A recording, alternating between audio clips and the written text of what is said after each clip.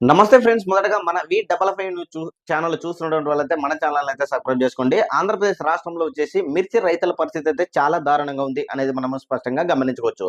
ఎందుకంటే కేవలము మార్కెట్‌లో వచ్చేసి ఇప్పుడు ప్రస్తుతం వచ్చేసి కేవలము 10-13 వేలు మాత్రమే రేట్ అయితే పలుకుతుందన్నమాట.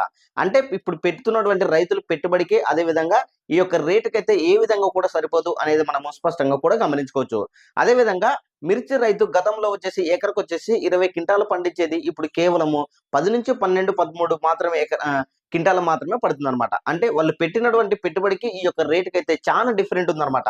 సో, దానికి బేస్ చేసుకుంటే మనం మాట్లాడుకుంటే మనకు చాలా లాస్ అయ్యే పరిస్థితి అయితే ఏర్పడింది అనేది మనకు స్పష్టంగా కూడా గమనించుకోవచ్చు.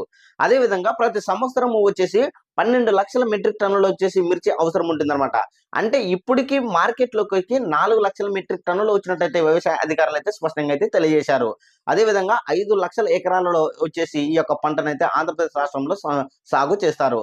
అదే విధంగా విదేశాలలో యొక్క మిర్చికి కూడా భారీగా డిమాండ్ తగ్గడంతో పాటు డిమాండ్ తగ్గింది. దానికి దానికి అనుగుణంగానే ఆంధ్రప్రదేశ్ రాష్ట్రంలో ఉన్నటువంటి మిర్చికి కూడా భారీగా ధర వచ్చేసి పతనమయింది అనేది మనము స్పష్టంగా కూడా గమనించుకోవచ్చు. సో, ఇవన్నీ బేస్ చేసుకొని ఆంధ్రప్రదేశ్ రాష్ట్రంలో ఉన్నటువంటి రైతులు కూడా ఆందోళన చేస్తున్నటువంటి విధానంలో వచ్చేసి ఆంధ్రప్రదేశ్ రాష్ట్ర ముఖ్యమంత్రి వర్యులు అయినటువంటి నారా చంద్రబాబు నాయుడు గారు కేంద్ర వ్యవసాయ శాఖ మంత్రితో మాట్లాడడం జరిగింది. ఆంధ్రప్రదేశ్ రాష్ట్రంలో ఉన్నటువంటి మిర్చి రైతుల పరిస్థితి అయితే చాలా దారుణంగా ఉంది. సో, డెఫినెట్‌లీగా మనము వాళ్ళకి హెల్ప్ చేస్తే బాగుంటుంది అనేది ఆయన కేంద్ర వ్యవసాయ శాఖ మంత్రికి ఆయన ప్రతిపాదనలైతే పంపారు. అదేవిధంగా నిన్న కూడా ఆయన మాట్లాడడం జరిగిందనమాట.